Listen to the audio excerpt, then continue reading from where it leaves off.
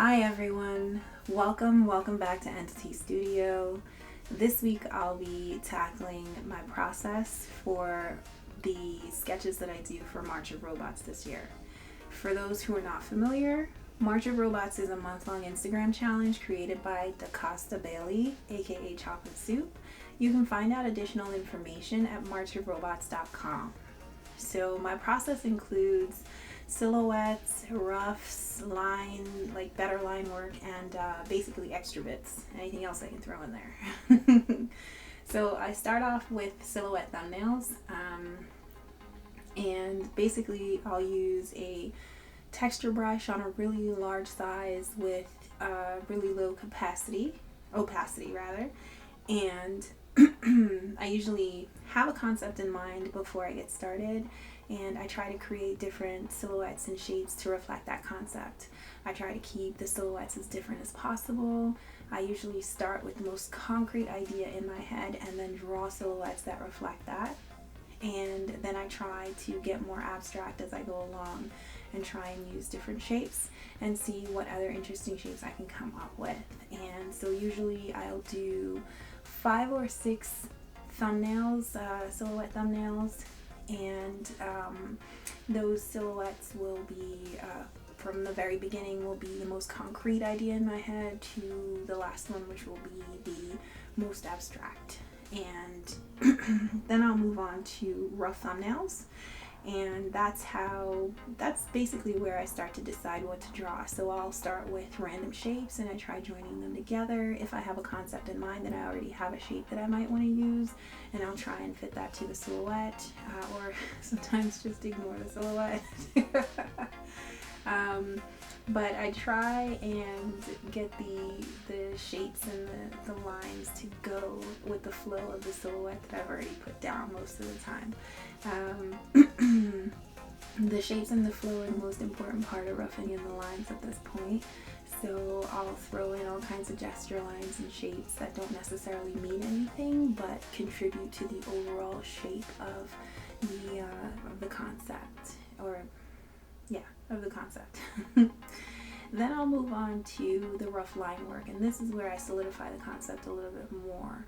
So the rough thumbnails at this point are more of a guide, and I'll use the rough line work to try and make something a little bit more in line with either the concept that I had in my mind originally, if I was able to make that work, or the concept that I ultimately came up with. But the rough line works is basically where the concept really comes together.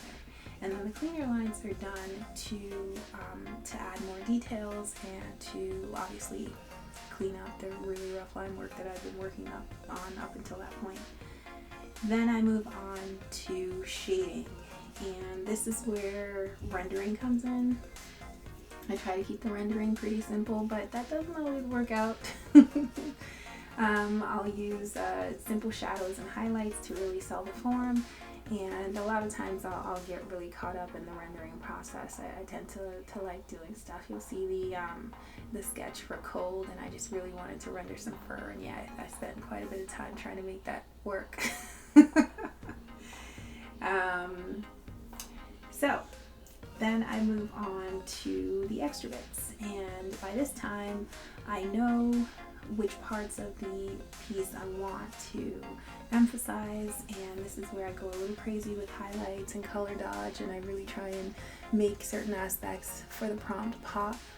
And I'll also add the background, and the backgrounds have been super simple for all of these. I just put in the Roman numeral for the prompt day, and that's it.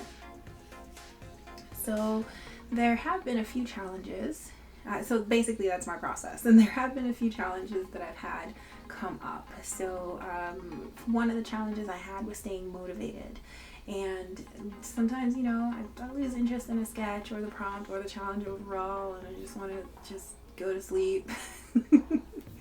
And sometimes I just don't have the energy to circle back and finish the prompt. And so basically what I'll do in cases like that is I'll leave certain things just really rough. Like there's 1 or 2 pieces that I just didn't even bother to do the tighter line work for, and I just left it rough and kept it moving.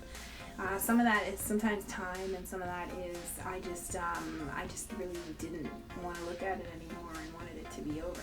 So yeah, had a moment. What I found though in cases like that was to power through, and I don't I don't move on to the next prompt until I finish the current one. And if I fail at finishing the prompt, then I fall behind on my overall goal of finishing all 31 days. So powering through is sometimes a necessity, and so I'll leave stuff for a while. I'll leave it for a few hours, and then I'll circle back to it later. But I do always try and circle back to it. I haven't not completed a prompt yet, so yes, I'm doing pretty well at powering through. Also, I don't have a lot of those moments when I'm not necessarily motivated. I mean, I had one piece that was basically almost done, and I just didn't want to do the extra half an hour it would have taken to complete it. So there's definitely, ups and downs with that, and I literally did just have to power through in a case like that. The second challenge that I had was time management issues. And I had a few social events that came up unexpectedly this week, so that threw off my whole schedule, and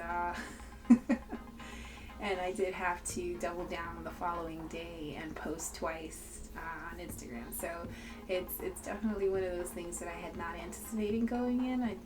But these are things that happen. Life happens. So all you gotta do is just make sure that you don't make it. That you don't forget to just go ahead and do it. So got through those, and one of the final challenges that I had was fighting with my sketches versus having too many ideas for a prompt. So sometimes I get pretty far into a sketch and then I realize that I absolutely hate it and it's not working. And in cases like that, I really do just take a break. I stop looking at it, or actually no, sometimes I'll keep looking at it to see what it is, if it's salvageable, or if I just am not gonna make it work at all. And half the time, well, more than half the time, I just scrap it and start over from scratch. I take a break and I come back a few hours later and have a different take on it, or I use a different silhouette to move forward with the prompt. So those are two of the things that I do in order to power through the fight that sometimes you have getting a concept to really work. For the instances where I have too many ideas for a prompt, for me, what I ended up doing was just combining them all into one piece. So I had a prompt for time this week, and I was during the process of sketching, I had a number of different phrases in my head that I was sketching concepts for, different thumbnails for. And then I get to the very last one, which was a flower, and in my mind I was like, oh, springtime, a flower, that's great. But I had already done, the time to get up with an alarm clock, and I had already done the never enough time, which is, frazzle or running out of time, or different variations of that particular concept. And so I ended up just putting them all together, and the springtime flower was the sketch that kicked off that particular idea. And that one was a super rough one that I probably should have spent a little bit more time with the line work on, but it is what it is. So yeah, those were basically my challenges this week, and how I was able to get through them, to find solutions for them, so that I can continue on track with my goal of finishing all 31 days. I'm halfway through with the challenge, and I'm pleasantly surprised that it's working out. I'm still on track, and I look forward to tackling week number 3. Let me know in the comments if you're participating in March of Robots 2020, and what does your process involve? Don't forget to like, comment, and subscribe. Thank you all for watching. Have a great day. Bye.